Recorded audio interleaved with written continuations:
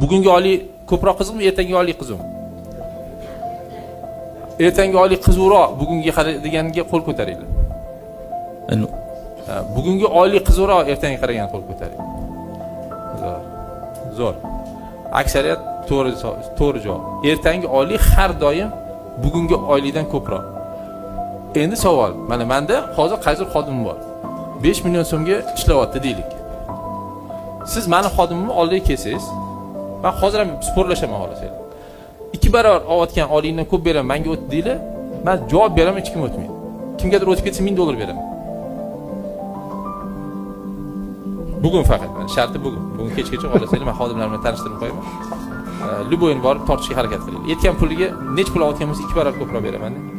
Nimaga o'tmaydi? Nima deb o'ylaysiz? Zo'r. Chunki siz unga aytasiz, men 10 million beraman deysiz, misol uchun. 10 million beraman deganingizda, u biladi 5 yildan keyin 10 million oladi. Jam bo'lsa 15 million oladi. Lekin menda biladi, u 5 yildan keyin 50 million oladi. Ertangi oylik bugungi oylikdan kuchliroq har doim.